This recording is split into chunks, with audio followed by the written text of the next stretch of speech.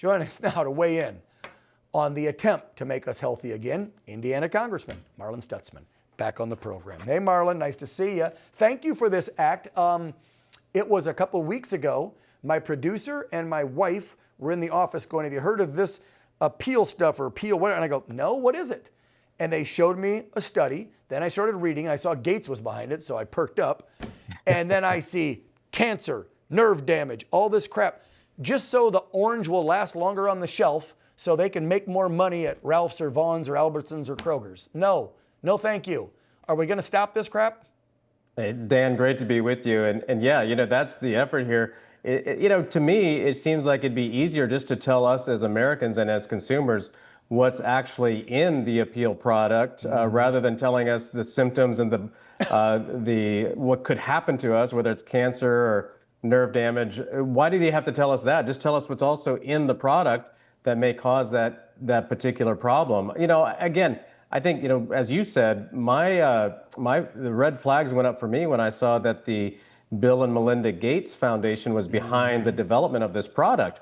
And, it all sounds good that, we want to spray our tomatoes, we want to spray our apples to get a longer shelf life. And, I come from the food industry, so I know it pretty well. And I know how important labeling is. I mean, we're in the meat industry, and we have to label our meat products according to USDA standards.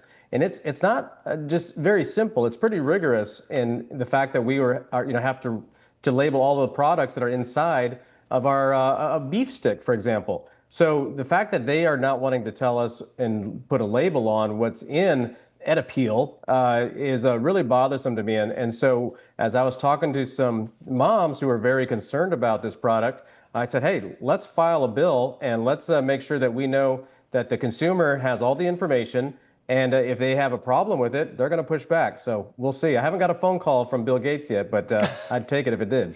Yeah, I think I read that he had a company create this and funded it or something so they could have fresh fruits and veggies last longer in his efforts with his foundation to feed folks down on the African continent, all those countries down there that are dealing with famine and stuff.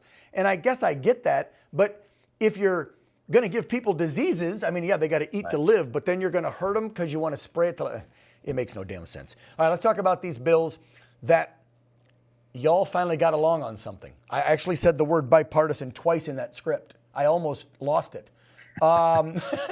Bipartisan. No more if I have to watch, Marlin, one more segment of the major fake news, this portion of Good Morning America, this portion of the Today Show, it's all Pfizer. It's all Johnson & Johnson. It's all big drug companies. And then every other commercial is take this for your restless leg syndrome. It might kill you and cause 12 other problems, but your leg won't shake. Like, get this crap off TV. Just stop with the commercials, please, Marlin.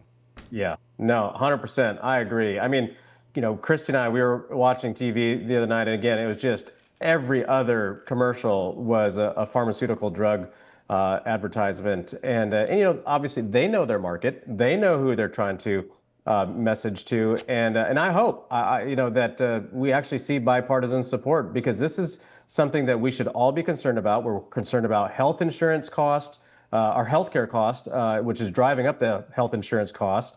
And, we're seeing some opportunity for bipartisanship.